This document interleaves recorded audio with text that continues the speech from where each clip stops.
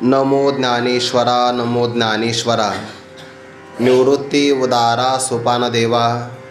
मुक्ताबाई नमो त्रिभुवन पावनी। आद्यत्रय जननी देवांची जयांचे केलिया स्मरण। होय सकळ विद्यांचे अधिकरण। तेचे वंदो श्रीचरण श्री गुरूंचे ते नमस्कारोनी आता। दैवी हेषा गुणमयी मम माया दुरत्यया। मामे वै प्रपद्यन्ते माया मेतां तरन्ति ते। जे अहम भावाचे ओझे सांडूनी विकल्पाचिया झुळका चुकावूनी। अनुरागाचा निवृत्ता होनी पाणी ढाळ। कैवल्य साम्राज्य चक्रवर्ती विश्वमौली ज्ञानोबाराय सकल ब्रह्मनिष्ठ गुरुजनांच्या परमकृपेने श्री भगवती ज्ञानेश्वरीच्या 7व्या अध्यायाचा विचार करत असताना 14व्या क्रमांकाच्या श्लोकाचा आपण विचार करत आहोत। जीव हा परब्रह्म स्वरूप असतानाही केवळ मायेचं तादात्म्य किंवा अहंकार अविद्या उपाधी स्वीकार केल्यामुळे त्या जीवाला सच्चिदानंद स्वरूप असतानाही जीवदशेला यावं लागतं आणि जीवदशेला आला की मग त्याचं अधपतन होतं। 84 लाख प्रकारच्या देहामध्ये त्याला प्रवास करावा लागतो आणि कोणत्याही देहामध्ये जरी आला तरी त्या देहामध्ये कर्म भोगल्याशिवाय पर्याय नाही। कर्माची 2 प्रकारची फळं आहे। एक पुण्य जर कर्म केलं की त्याला सुख नावाचं फळ लागतं आणि पाप नावाचं कर्म केलं की त्याला दुःख नावाची फळं लागतात। अगा कर्मे जे उरावे तैतेही सुख दुःखे फळावे। तयाते भोगावया यावे देहा एका। सामान्य शब्द ज्ञानोबाने ठेवलेला आहे। भोगावया यावे मनुष्य देहा एक असं नाही म्हटलं। एका देहा म्हणजे 84 लाखापैकी कोणत्या तरी एका देहामध्ये यावं लागतं। सुखदुःख पाप पुण्य समान झालं तर मनुष्य देह आहे। जर पुण्य अधिक झालं तर स्वर्गाची प्राप्ती, पाप अधिक झालं की नरकाची प्राप्ती, समान आलं तर मनुष्य देहाची प्राप्ती। यामध्ये अधोगती आहे। सगळा प्रकार मायायोगी जीवदशे आली म्हणून मनोनी भूते माते ननती। माझीची परी मी नवती अहम ममता भ्रांती विषयांद झाले। जोपर्यंत मायेचं उल्लंघन करून जाता येणार नाही विषयाच्यामध्ये नारद भक्तिसूत्रामध्ये प्रश्न विचारला आहे। कस्तरती माया असा प्रश्न विचारला आणि जवळपास त्यामध्ये 12 प्रकारचे पर्याय सांगितले। सतरती लोकांस्तारयती त्याच्यामध्ये महापुरुषाच्या संगतीचा विचार सांगितला आहे। यो महानुभावम सेवते असा एक प्रकार त्यामध्ये आला। बरेच विकल्प त्यामध्ये आले, म्हणजे विकल्प म्हणजे पर्याय आलेले आहे। जो महापुरुषांची सेवा करतो यो महानुभावम सेवते अर्थ असा लावायचा सतरती लोकांस्तारयती। या माया नदीतून तरुण जायचं असेल तर त्याला भगवंतांनी पर्याय सांगितला, ही माझी माया आहे। दैवी हेषा गुणमयी मम माया दुरत्यया। आणि सामान्य नाही बरं, भल्या भल्यांना मोहित करणारी आहे। मुंगीपासून तर ब्रह्मदेवापर्यंत सगळे हिच्या कचाट्यामध्ये सापडतात। काही जण म्हटले आम्ही स्वतःची आमची बुद्धी एवढी प्रचंड व्यापक आहे, कोणत्याही विषयाला आम्ही आकलन करू शकतो। त्याने उड्या मारल्या तर ते उडी मारताना दिसले, परत नाही दिसले। स्वयंबुद्धीच्या बाहेर गाले तयांची शुद्धीचे नाही। सगळे प्रकार आपण विस्ताराने पाहिले। कोणतंही साधन या माया नदीतून जीवाला स्वतंत्र रूपाने तारू शकत नाही। फक्त एकच साधन आहे, शरणागती। एथ एकच लीला तरले जे सर्व भावे मज भजले। तया ऐलीच थडी सरले माया जळ।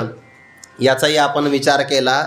या माया नदीतून तरुण जाण्यासाठी अन्य कोणतंही साधन उपयोगाचं नाही। फक्त भजन नावाचं साधन तारू शकतं, पण तेही भजन अन्य देवाचं नाही। मज भजले म्हणजे माझी भक्ती केली तर, नुसती माझी भक्ती नाही, सर्व भावे मज भजले। काया वाचा मनाने सर्व प्रकारच्या सामुग्रीनं जे मला समर्पित भावाने माझी भक्ती करतात त्यांच्याकरता माया नदीचं पाणी हे अलीकडच्याच काठाला संपून जातं। पारमार्थिक दृष्टिकोनातून माया सिद्ध होत नाही असा त्याचा अर्थ आहे। आयलीच थडी सरले माया जळ असा भगवंताने स्वशरणागतीचा उपाय सांगितला। परंतु ज्ञानोबाने त्यामध्ये आणखीन एक परिष्कार केलेला आहे। केवळ भगवंताची शरणागतीच तारते असं नाही, तर सद्गुरुदेवाची सुद्धा भक्ती या माया नदीतून तारू शकते. भक्तैक एषम गुरुदेवतात्मा असं भागवतातलं प्रमाण आहे.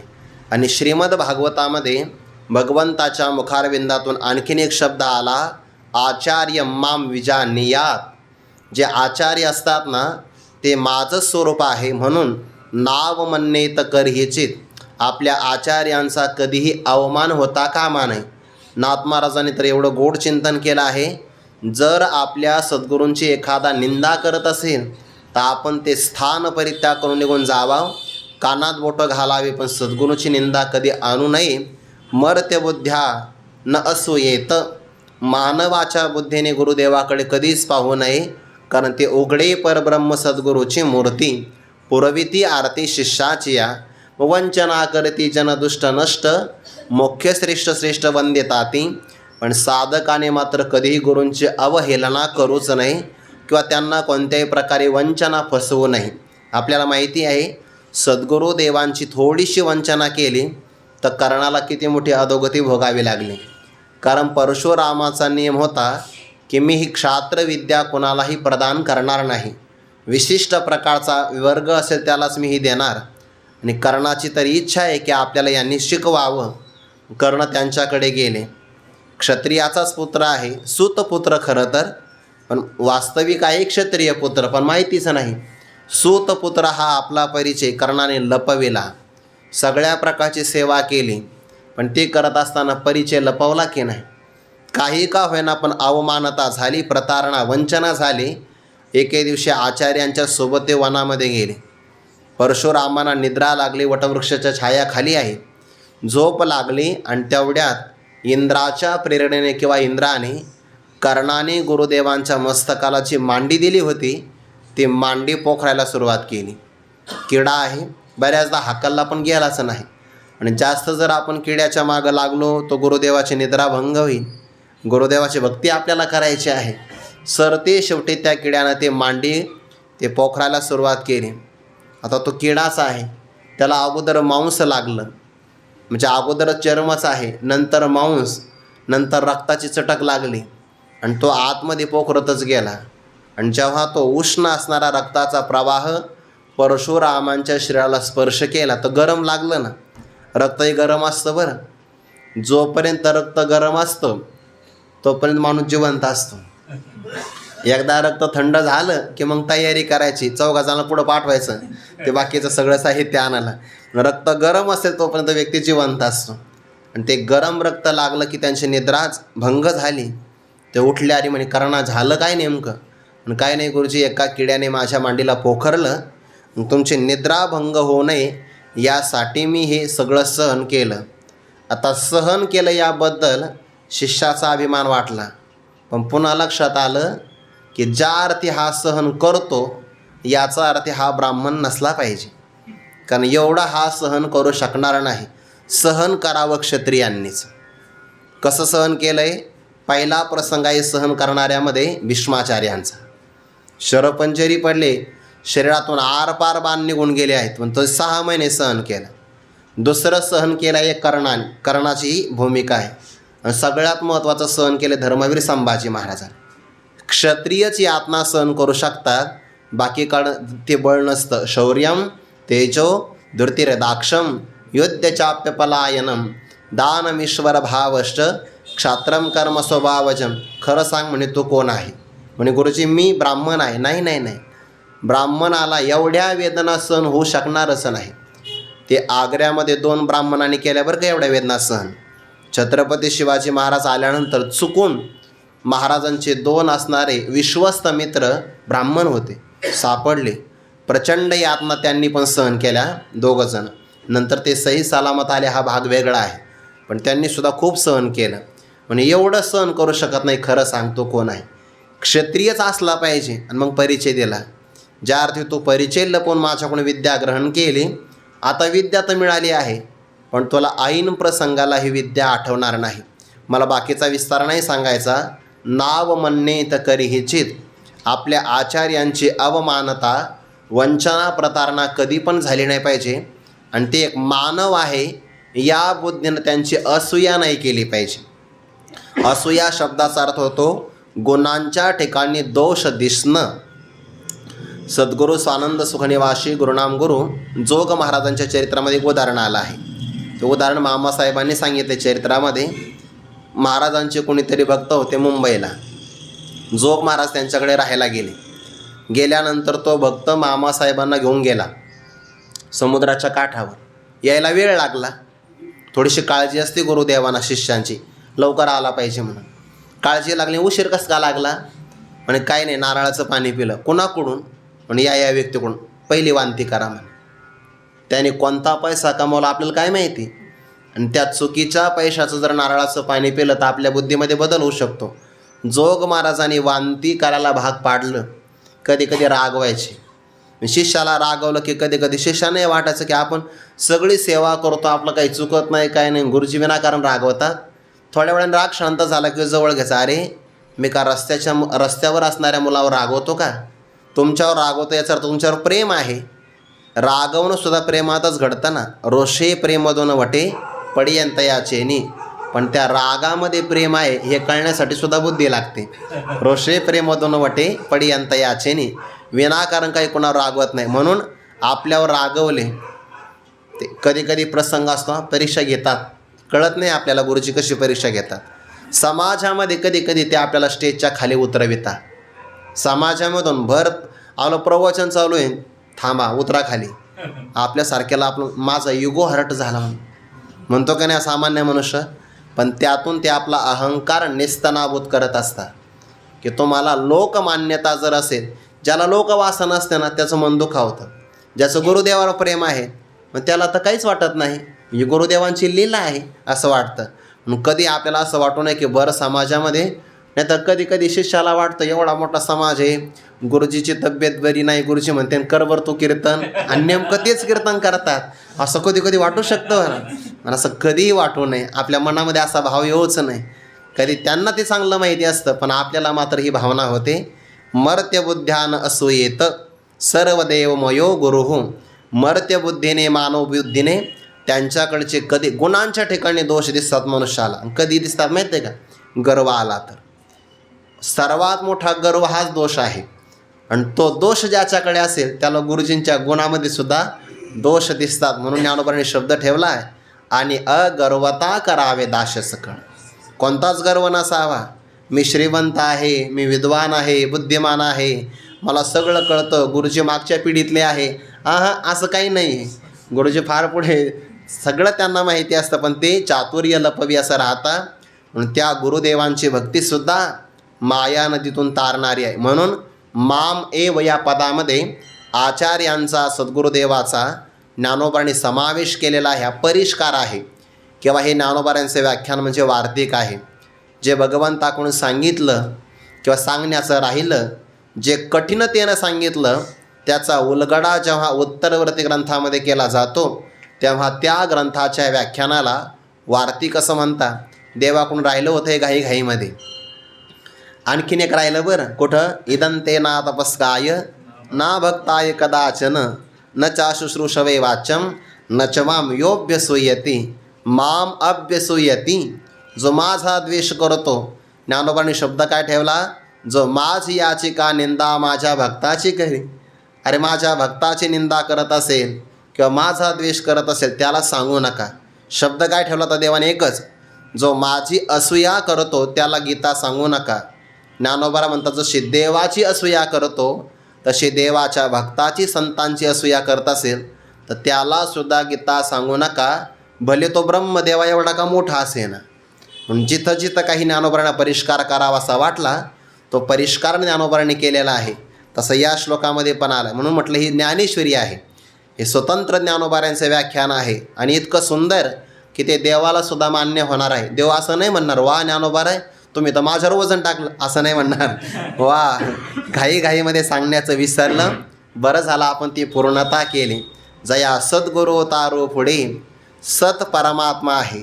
आणि त्या परमात्म्याचं अज्ञान आवरण भंग करणारे आणि परमात्म्याचं आत्मत्वाने प्रकाशन करून देणारे जे असतात त्यांना म्हणतात सद्गुरू.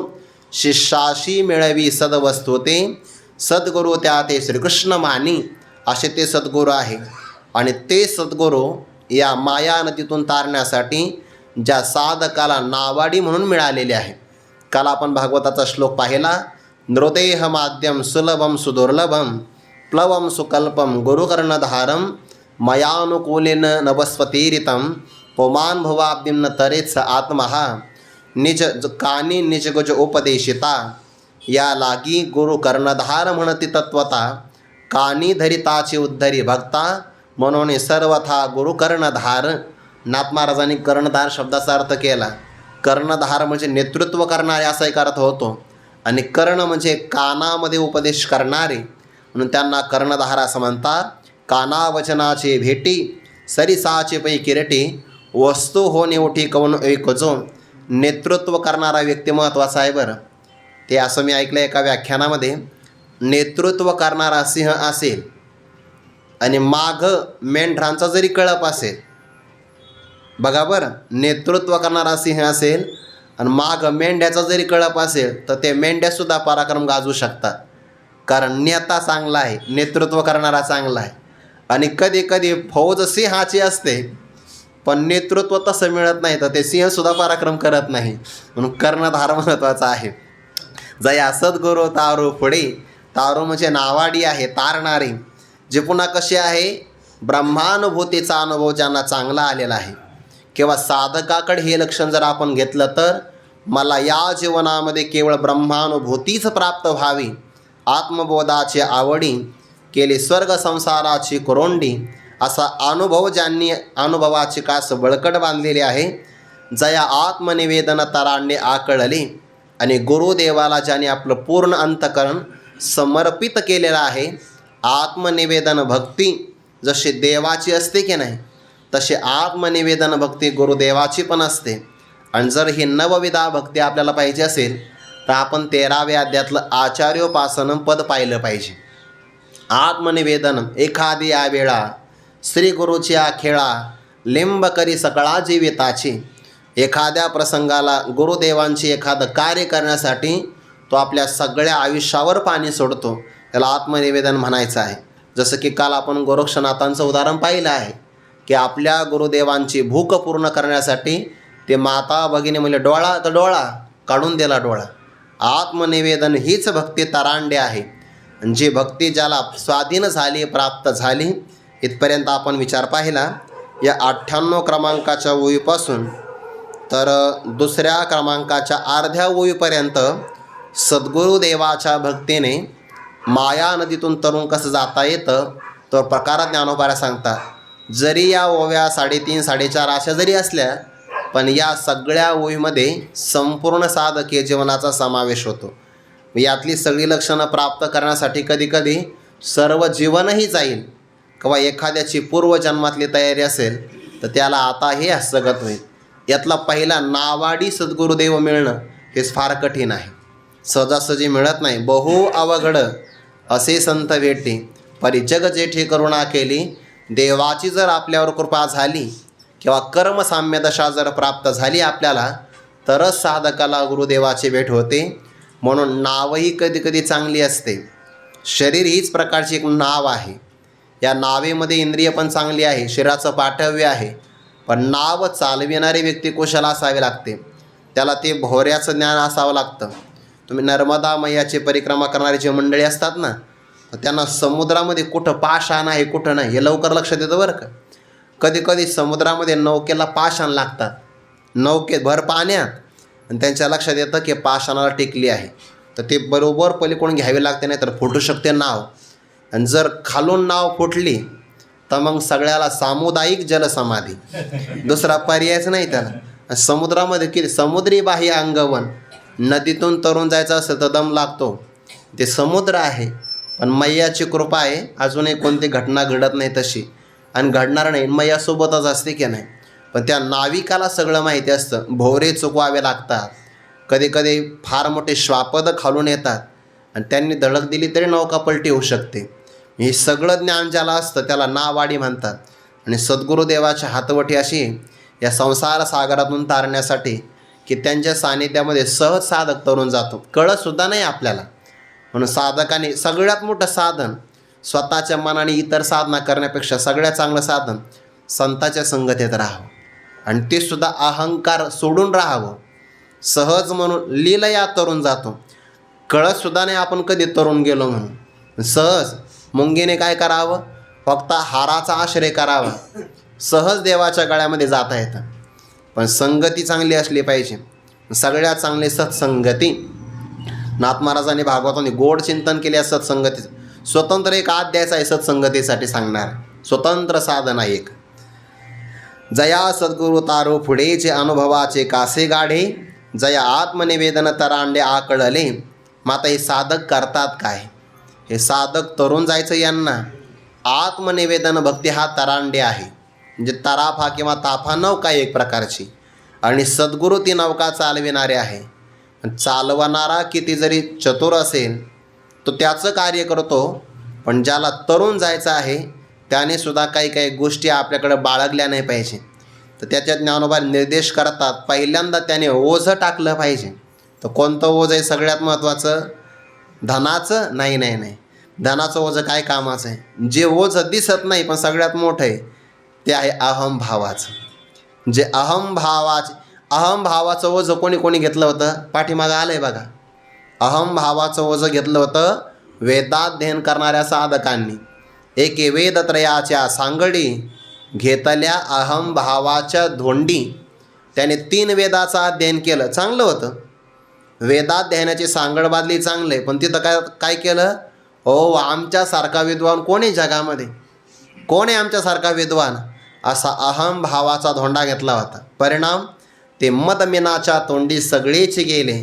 पण जसं नौकेमधून पलीकडे जाण्यासाठी, नाहीतर काय होतं, जर आपण ओझं घेतलं तर आपलं ओझं, त्यात पुन्हा त्या अहंकाराचं ओझं नौकेला सहन तर झालं पाहिजे ना.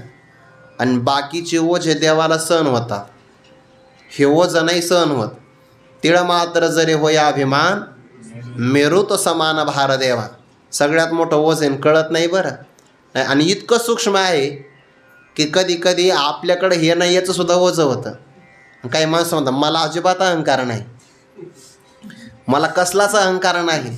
सांगतो कशाला मग? मला कसलाच अहंकार नाही. अरे सांगण्याचा का होईना आहेच ना. ज्याला नाही तो कशाला सांगेन? पण इतकं सूक्ष्मता आहे त्याची. मनुष्याला कोणताच अहंकार येऊ नये. ना जाणीवेचा, ना वक्तृत्व शैलीचा, ना तपस्वीपणाचा, ना श्रीमंतीचा. हे सगळे अहंकार नवव्या अध्यायामध्ये आले बघा. जाणीव वेदापेक्षा कोणाकडं चांगली आहे. त्यानंतर बोलण्याच्या बाबतीमध्ये शेषापेक्षा कोण चांगला आहे. तपाच्या बाबतीमध्ये भगवान शंकराचा कोण हात धरणार आहे. आणि श्रीमंतीच्या बाबतीमध्ये लक्ष्मी माता आहे. ज्या लक्ष्मी मातेच्या घरामध्ये दासी याने रिकाम्या वेळामध्ये खेळ खेळला, खेळ खेळता खेळता जे घरकुलं तयार केली त्यांना ते म्हणलं हे स्वर्ग आहे स्वर्ग. तर त्या घरकुलात राहणारी बाहुली म्हणजे इंद्र आहे.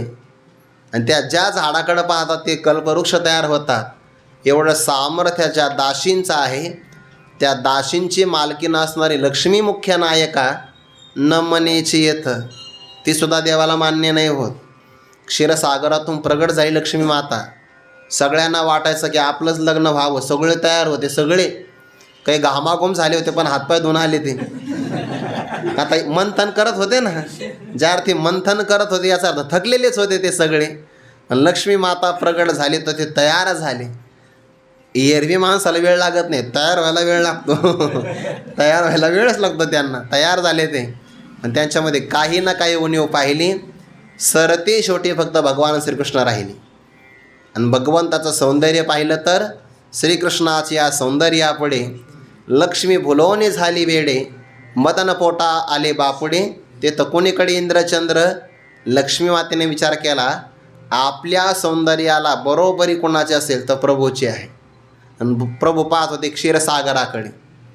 लक्ष्मी माता समोर गेल्या, पाठ फिरवली, कारण अहंकार होता सौंदर्याचा. श्रीमंत बापाची मुलगी आहे. समुद्राला रत्नाकर म्हणतात, कारण त्याच्या तळाशी रत्न सापडतात.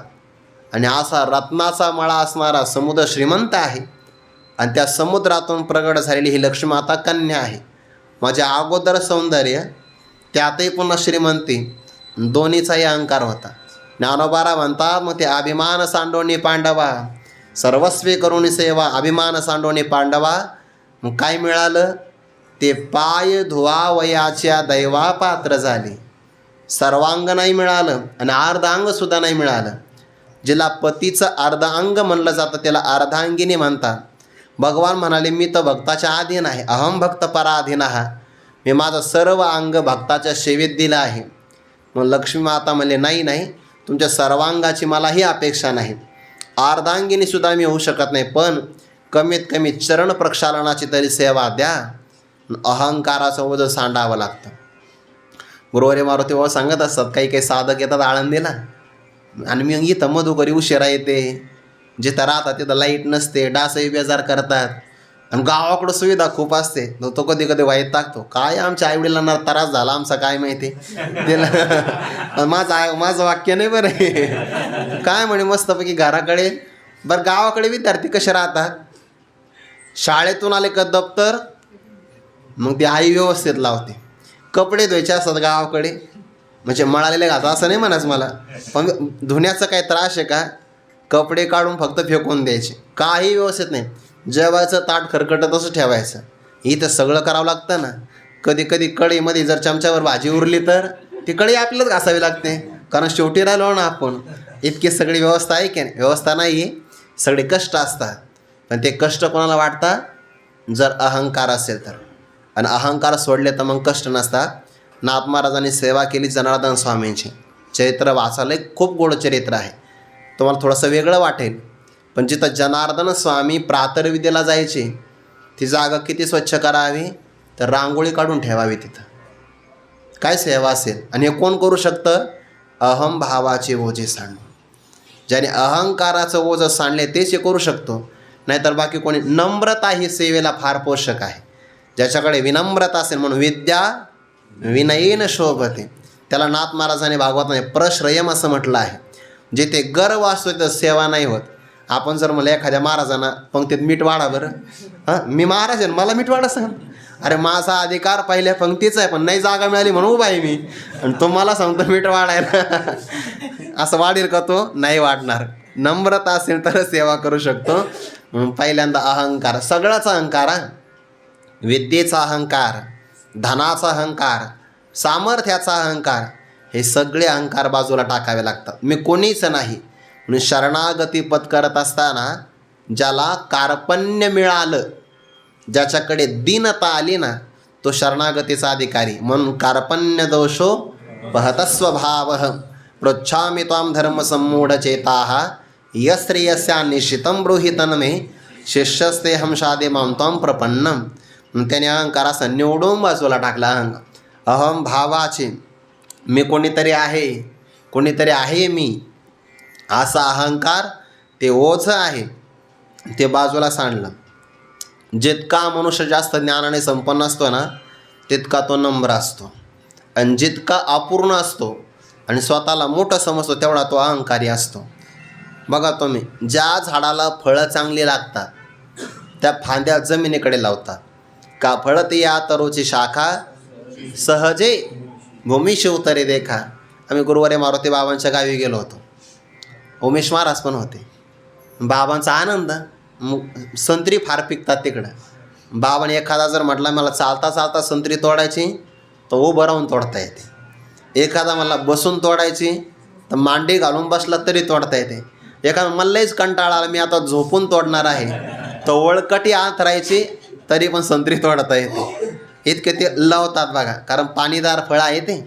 आणि झाड काय फार वाढत नाही जास्त, एका विशिष्ट उंचीपर्यंत, पण फळत या तरुची शाखा. बाबांसोबत गेलो आम्ही, एवढे मोठं टोपली बनवून संत्री आणले, विकाल नाही खायला. सगळे आम्ही बसलो बाबा मध्यभागी. बाबांना म्हणलं बाबा एखादी संत्री खाता का. बाबा काय म्हणले, अरे तुम्ही खा, तुम्ही खाल्ले म्हणजे मी खाल्ल्यातच आहे. शिष्याचे झाले पण व्हायचे. बाबा पुन्हा म्हणले काय गोड आहे का, म्हणलं हो, बघू बरं एक, आणि मग एक खाल्ली, गोड आहे म्हणे, तेवढी एकच खाल्ली बाकी नाही. पण आमच्या आनंदामध्ये बाबांनी आनंद घेतला. हा आनंद असतो. असं भाग्य जगात दुसरीकडं कुठं नाही बरं. हे फक्त आपल्या गुरुदेवांकडे आहे की ज्यामध्ये शिष्य तृप्त झाला आपण ढेकर द्यायचा. कीर्तनाला जर आले बाबा तर अगोदर आपल्या शिष्याला साधकाला हार, नंतर आपण. हे सगळा मोठेपणाला किती भाव असेल. अहंभावाचे ओझे सांडून देखा बाळकाच्या धनी धाईचे का शिष्याचे झालेपणे होईजे, हे सद्गुरूची एकलीने जाणेजे का प्रसवते. पण आपण सगळे भाग्यवान आहे की आपल्याला असे गुरुदेव पाहायला मिळाले, त्यांच्या सान्निध्यामध्ये बसायला मिळतं, श्रवण करायला भेटतं. हे भाग्य ब्रह्मदेवाच्या पण अंगात नाही. डॉक्टर बाबा सांगत असतात, एवढं भाग्य आपल्या वाट्यात आलं की नाही जगातल्या लोकांना कौतुक नाही वाटणार. म्हणून कधी कधी आपण घरी जावं, पंचारती लावावी आणि आपणच आपल्याला वळून घ्यावं, कारण हे आपलंच भाग्य आहे. बाकीच्याला काय कळणार हे भाग्य. जे अहमभावाचे ओझे सांडून, सगळ्यात मोठं ओझं हे अहंकाराचं आहे. आणि त्या अहंकाराचं ओझं कुठपर्यंत माहिती का, मी देह इथपासून सुरू होतं, तर मी ब्रह्म हे अहंकाराचं जो ओझं आहे. तो का म्हणे अहम ब्रह्म आड योनिधी भ्रम, तो सुद्धा भ्रमच आहे. म्हणजे मग अहम ब्रह्मास्मी भ्रम असेल तर मग आपले सगळे प्रयत्न भ्रमासाठीच एक काय, भ्रमासाठीच आहे. कारण भ्रमच भ्रमाला घालवत असतो. अहम देह हा जर भ्रम असेल तर त्याला घालविण्यासाठी अहम ब्रह्म हा भ्रमच आहे. मग आपण भ्रमिष्ठ आहे का, असंच हे पण म्हणता येत नाही. एका विशिष्ट भूमिकेत आहे बरं हे. नाही तर पुन्हा महाराष्ट्र आपले म्हणले भ्रमिष्ठ आहे, उद्यापासून बाट बंद, असं नाही अर्थ घेत त्याचा. का ते समान सत्तेमध्ये साधक बाधक व्यवहार घडतो, ही त्याची विवक्षा आहे. कारण अहम ब्रह्मास्मी हे ज्ञान कोणाला होतं, चिदाभासाला. आत्मस्वरूपाला अहम ब्रह्म हा विकारच होऊ शकत नाही, ते निर्विकार आहे. चिदाभास हे ब्रह्म नाही आहे, कारण ते अंतःकरणातलं प्रतिबिंब आहे. मग ब्रह्म नसतानाही त्याला ब्रह्मज्ञान कसं काय होऊ शकतं, बाद समानाधिकरण्य आहे, बाद करून होऊ शकतं. म्हणजे मग ते ज्ञान तर खोटं असेल. खोटं आहे म्हणून तर ते खोट्या देहाच्या भ्रांतीला घालवतं ना, समान सत्तेमध्ये साधक बाधक. म्हणून अहम देह हे सुद्धा देहाचं ओझं आहे आणि अहम ब्रह्म हे सुद्धा ओझं आहे. हे टाकावं लागतं. खरं तर ते टाकावं लागत नाही, ते आपोआप टाकलं जातं. खरा पैसा असतो ना, खरा, तो आपोआप खर्च होत असतो. टिकतो कोणता, खोटा, कारण तो कुठं चालतच नाही ना. तसं खरं ब्रह्मज्ञान झालं ना तर ते निघूनच जात असतं. किंवा खरं जे औषध असतं की नाही ते रोगाला घालवतं आणि स्वतःही निघून जातं. राहिलं तर दुसरे आजार तयार होऊ शकतात. जे अहमभावाचे ओझे सांडोनी विकल्पाच्या झुळका चुकवणी. नावेत बसला ना की त्याला ही दक्षता घ्यावी लागते. पहिलं ओझं टाकावं लागतं, पुन्हा विकल्पाच्या झुळका चुकवणी. आपल्या गुरुदेवाने केलेला उपदेश तो इदम इत्थम असाच आहे, अशी ज्याची भावना त्याला म्हणतात श्रद्धा. हे असं कसं असेल, आला संशय. आणि संशय आत्मा विनश्यती, संशयावनी थोर अनेक नाही पाप घोर, हा विनाशाचे वागोर प्राणी असे. त्या संशयामध्ये पुन्हा दोन प्रकार, त्याला विचारसागर ग्रंथामध्ये ते ग्रंथ शब्द जोडून घ्यावा लागतो. नाही तर सागर म्हणजे सप्तसागर माहिती आणि विचारसागर कुठून आला नेमका, तर त्या ग्रंथामध्ये असंभावना आली बघा. तर एक प्रमाण असंभावना आणि दुसरी आहे प्रमेय असंभावना. तर जे प्रमाण असंभावना आहे, प्रमाण जे वेदवाक्य, त्याविषयी जर आपल्याला संशय आला तर उपक्रम उपसंहार पाहायचा, त्याला श्रवण म्हणतात. प्रमाण असंभावना श्रवणाने जाते. आणि प्रमेय असंभावना, जीव आणि ब्रह्म यांचा भेद सत्य आहे का अभेद सत्य आहे याकरता मनन करायचं, यौक्तिक चिंतन करायचं. यातून प्रमेय असंभावना निघून जाते. आणि कधी कधी देहाच्या ठिकाणी विपरीत भावना होते तर ते निधिध्यासनाने जाते. म्हणून श्रवण, मनन, निधिध्यासन या तीन साधनाने अनुक्रमे प्रमाण असंभावना, प्रमेय असंभावना आणि विपरीत भावनेची निवृत्ती करायची आहे. म्हणून श्रीगुरूंनी केलेला उपदेश त्यामध्ये संशय येता कामा नये. संशय आला की त्यामध्ये पुन्हा हानीच आहे. संशयावनी थोर अनेक नाही पाप घोर, हा विनाशाचे वागोर प्राणी असे. त्याला विकल्प म्हणतात. आणि विकल्पाची झुळूक आहे बरं. कधी कधी वारा जर अनुकूल असेल तर नौका सहज पलीकडे जाते. आणि जर वारा दुर्वात म्हणतात त्याला, जसे नाव थळी ठाकिता, जरी वर पड्या होई दुर्वाता, तरी चुकलाही मागवता अपाव पावी. नाही तर नाव काठाला लागते कधी कधी, उलटं वारं वाहतं. असं उलटं वारं जर वाहिलं तर काठाला लागणारी नौकासुद्धा मध्य भागात येते. तसं विकल्पाची झुळक आली, विकल्प म्हणजे संशय. किंवा कधी उपदेशावर संशय येतो तर उपदेश करणाऱ्या गुरुदेवावरही संशय येतो कधी कधी. पण हे आम्हाला सांगतात, पण यांना याचा अनुभव आहे की नाही असं कधी कधी वाटतं मनुष्याला. आपली बुद्धी खूप अल्प असते. आपण महापुरुषांच्या आहे ना अंतकरणाचा ठाव नाही घेऊ शकत. कोण जाणू शकतं महापुरुषाच्या अंतकरणाला? मृदोनी कुसुमादपी वज्रादपी कठोराणी लोकोत्तरानाम चेतांसी को विज्ञातुम अर्हती. कोण जाणू शकतं? कोणालाही कळत नाही. आपण आपल्या कक्षेने पाहत असतो आणि त्यांचं अंतकरण फार व्यापक असतं. कधी कधी वेळ निघून गेल्यावर कळतं की आपलं चुकलं आहे म्हणून.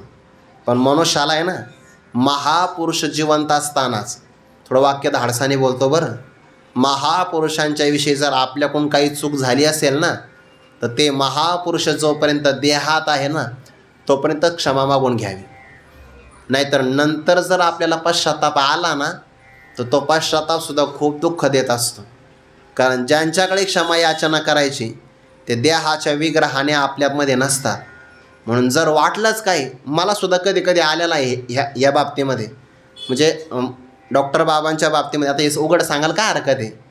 बाबांच्या बाबतीमध्ये माझ्या मनामध्ये एकदा असा थोडासा न्यूनतेचा विचार माझ्याकडूनच आला होता. मी बाबांना म्हटलं, बाबा माझ्या मनात विचार आला.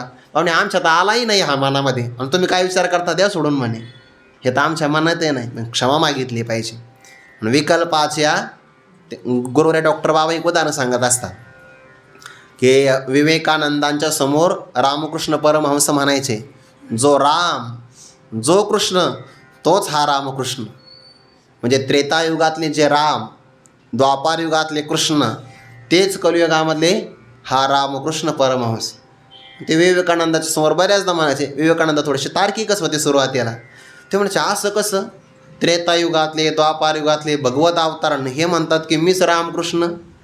मग त्यांना कॅन्सर झाला होता, प्रचंड वेदना व्हायची, आवाज खोल गेला होता दवाखान्यामध्ये.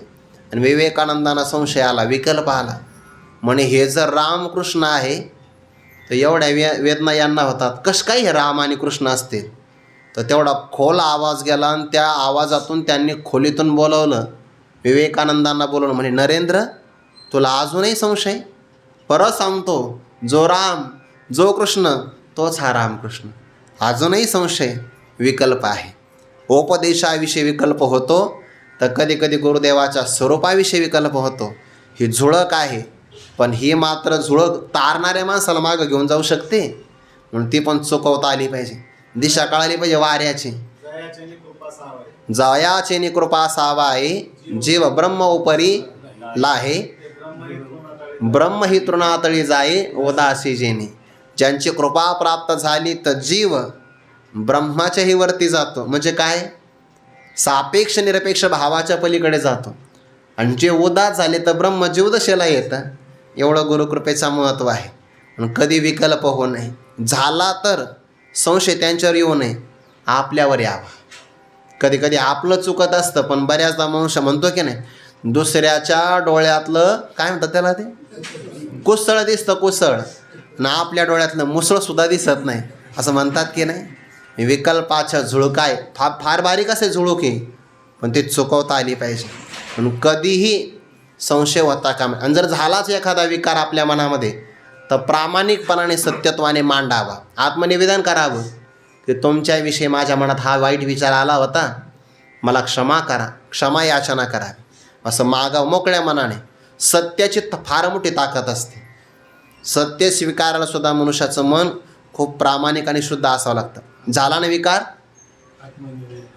आत्मनिवेदनातळीची जे पिठिका होय सख्याची, पार्थ अधिष्ठात्री तेथीचे मातृकागा. आत्मनिवेदनाचं आदर्श उदाहरण भक्तराज अर्जुन सख्य भक्तीचं आहे, आत्मनिवेदनाचं बलिराजा आहे.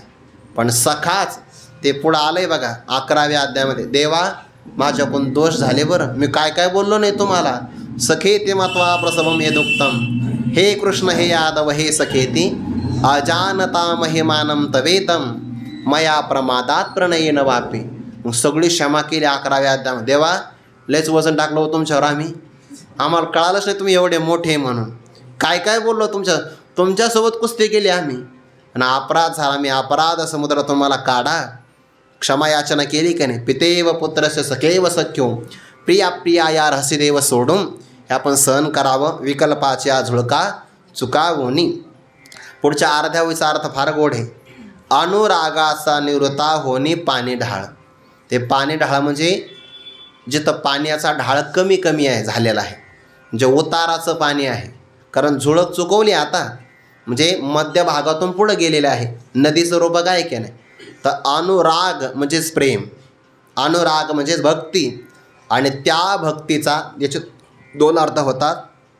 जर आपण चुकावणी शब्द घेतला ना पुढे, अनुरागाचा पाणी ढाळ निरुता चुकावणी असा जर अर्थ घेतला आपण, क्रियापद पुढं घ्यायचं, लागू शकते दोन दोन क्रियापद. विकल्पाची झुळं पण चुकवायची आहे. कधी कधी काही पाण्याचा अंदाज येत नाही, पण त्या पाण्याला सुद्धा चुकवलं पाहिजे. कधी कधी दिसायला पाणी कमी पण खाली गाळा असतो, तिथे फसण्याची शक्यता आहे. तसं या ओळीचे दोन अर्थ घेता येईल केलेले तसे अर्थ.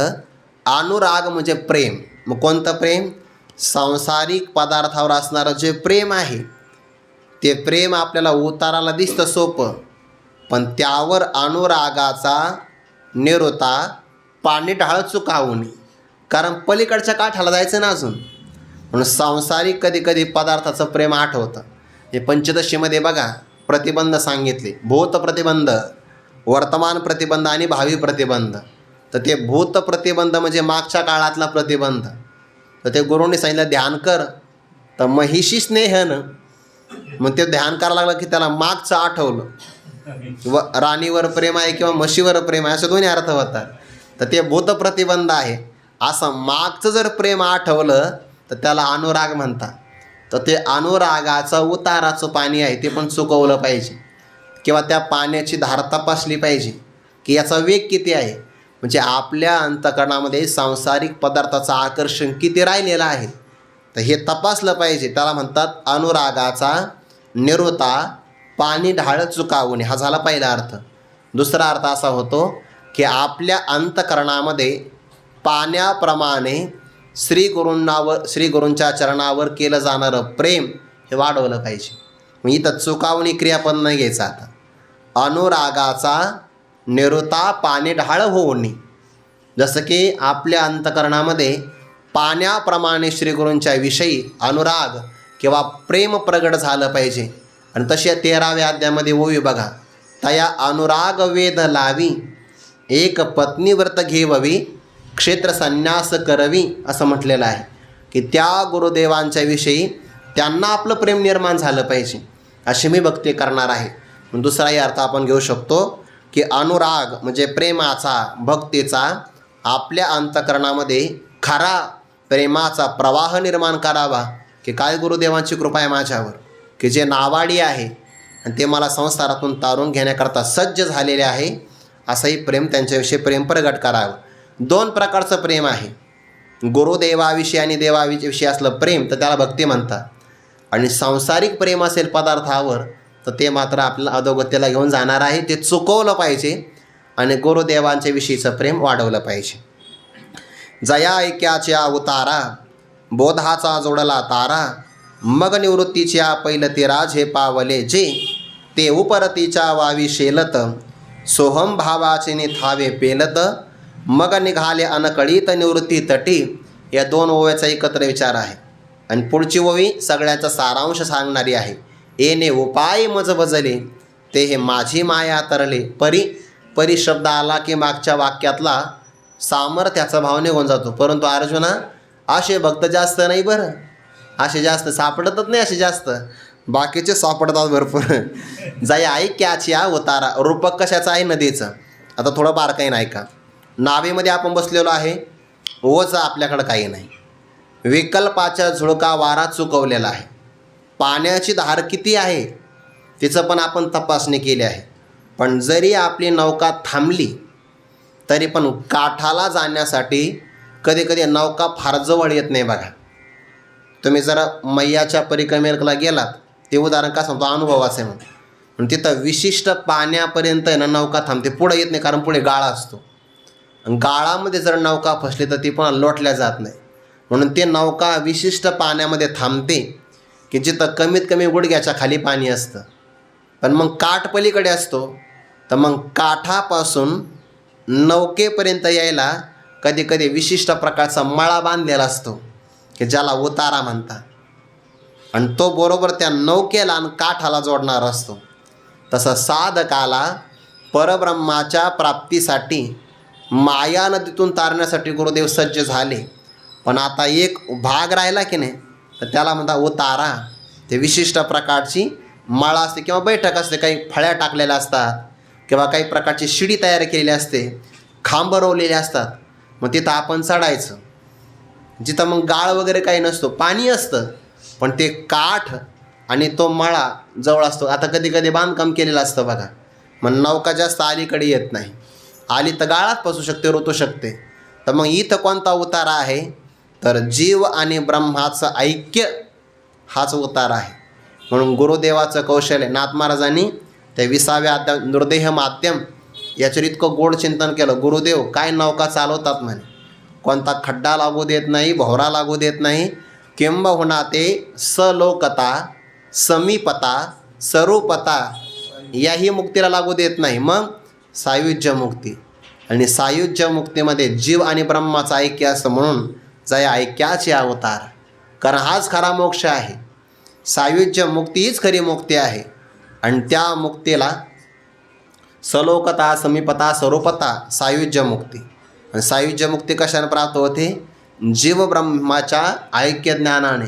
म्हणून जया ऐक्याची अवतारा, बोधाचा जोडला तारा. उताराकडे असणारा तारा म्हणतात त्याला. तारा म्हणजे जोडणारा ताराफा म्हणतात काही ठिकाणी, किंवा त्याला सांगडही म्हणतात. 2-3 शब्द आहे त्याचे, पण आपण एवढा अर्थ घ्या की नौका आणि काठ यांना जोडणारं जे साधन, तर त्याला तारा म्हणतात. ते तारणार आहे म्हणून त्याला तारा म्हणतात. ते पाण्यातच राहतं, ते किती पाणी भरती येऊ द्या, ओटी येऊ द्या, हे जागेवर राहतं. जया ऐक्याची अवतारा. मग त्याच्यामध्ये वाक्य 2 प्रकारचे, एक अवांतर वाक्य जे स्वरूपकथन करतं, आणि जीव ब्रह्माचं ऐक्य प्रतिपादन करणारं महावाक्य. महावाक्याचा उपदेश सद्गुरू करतात. त्या वाच्यार्थाचा आता प्रक्रिया आपण बऱ्याच वेळा पाहिलेली आहे. वाच्यार्थाचा परित्याग करून लक्षार्थामध्ये असणारं जे अखंड ऐक्य, त्या ऐक्याकार त्याची वृत्ती तयार होते. अहम ब्रह्मास्मी, ती अज्ञानाला नष्ट करते, म्हणजेच मायेला नाहीसं करते, आणि माया कार्याचा बाध करते, आणि मग त्याला अखंड असणारं ऐक्य प्राप्त होतं. घट ज्या काळामध्ये फुटला, त्या काळातलं तिथलं आकाश महाकाशाशी एकरूप होतं का? घट असतानाही ते महाकाश रूपच असतं, महाकाश रूपच असतं. फक्त घट उपाधी फुटली की व्यवहार केला जातो की आता त्याचं अखंड ऐक्य झालं. तसं अविद्या माया निवृत्त झाली की कुटस्थ चैतन्याचं, ब्रह्मचैतन्याचं अखंड ऐक्य प्राप्त होतं. हा काय आहे, ऐक्याचा उतारा आहे. आणि याला जोडणारा तारा कोणता आहे, जो बोधाचा जोडला तारा.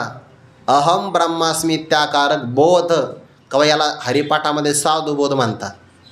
आणि हा बोधच आहे की तो जीवाला आणि ब्रह्माला जोडणारा आहे. आणि हा बोध ज्याला जोडला म्हणजे प्राप्त झाला, तो भाग्यवान आहे. थोडं क्रियापद चांगले बघा बरं. जोडणारा जो बोध आहे तो जोडला गेला पाहिजे. जोडला म्हणजे प्राप्त झाला पाहिजे, जोडी म्हणतात त्याला. ऐशी जोडी करा, जोडी म्हणजे प्राप्ती करा. तर ऐक्याचं प्रतिपादन करणारा जो बोध आहे तो तारा आहे. तो जीवाचं आणि ब्रह्माचं ऐक्य करून जोडणी पूल आहे एक प्रकारचा. बोधाचा जोडला तारा. मग शब्द आला बघा, जोपर्यंत जीवाचं आणि ब्रह्माचं ऐक्य होत नाही तोपर्यंत ही प्राप्ती नाही. एकदा ऐक्य झालं की मग निवृत्तीच्या पहिलं ते राजे पावलेचे. मग ज्याला निवृत्ती म्हणजे मोक्ष असं म्हणतात. आणि तो पलीकडचा काठ दिसला की मग त्याच्याकडे ते झेप घेतात. मग आता काठ लागला बरं, आता काठ दिसला, चला वेगात. काठ लागला म्हणजे काठाला जाईपर्यंत वेगाने चाला, नाही तर पुन्हा वारं आलं, शिरलं वारं अंगामध्ये तर मागं घेऊन जाईल. निवृत्तीच्या पहिलं तेरा झेपावली, त्याने झेप घेतली. आणि मग कधी कधी काय होतं, जी नौका आपण स्वीकारलेली आहे ना, ती नौका मागं टाकावी लागते. कारण पाणी कमी असतं, नौका नाही चालू शकत तिथं. म्हणून कधी कधी ते ज्ञानसुद्धा सोडावं लागतं. अहम ब्रह्मास्म्यता का वृत्ती ज्ञानाचा अभिमान सोडायचा, ते ज्ञानही सोडून द्यायचं. वैराग्य विवेक सगळी साधनं सोडायची. त्या साधनाविषयी पण वैराग्य झालं पाहिजे. आणि मग थोडंसं पाणी असेल तर मग ते स्वतः पोहून जातात बघा. झेपावले जे, ज्याने उडी मारली, झेप घेतली, ते उपरतीच्या वावी शेलत. आपण आपले 2 हात असे पसरले ना, तर एवढ्या अंतराला वाव म्हणतात. वाव ते 12व्या अध्यायामध्ये आहे बघा. तहाने तहानची प्यावी, भुकेली या भोकोचे खा, आहो रात्र वावी म वा वारा. तर तिथं वावी शब्द आला की नाही, तसं 2 हात पसरले की या अंतर त्याला वाव म्हणतात. आणि या 2 हाताने हात मारायची. तर ते वैराग्य नावाचे हात आहे. उपरती म्हणजे वैराग्य. कशाविषयी? आता वैराग्याच्या विषयीसुद्धा वैराग्य, कारण त्याही साधनाचा अभिमान नाही. मग ते उपरतीच्या वावी सेलत. उपरती म्हणजे वैराग्य. वैराग्याच्या हाताने सेलत. वैराग्याचे 2 हात आहे. त्या 2 हाताने सेलत म्हणजे तरंगतात. सोहम भावाचे थावे पेलत. सह म्हणजे तो, अहम म्हणजे मी, तो परमात्मा मीच आहे असं ज्याला संशय विपर्यरहित ज्ञान झालं, अशा सोहम भावाच्या बळाला सावरतात ते. सोहम भाव सांभाळावा लागतो ऐक्य प्राप्त होईपर्यंत. सोहम भावाचे थावे म्हणजे बळ. या बळाला तोलत तोलत मग निघाले अनकळीत निवृत्ती तटी. ज्या तटावर कोणताही क्लेश नाही त्याला अनकळीत निवृत्ती तट असं म्हणतात.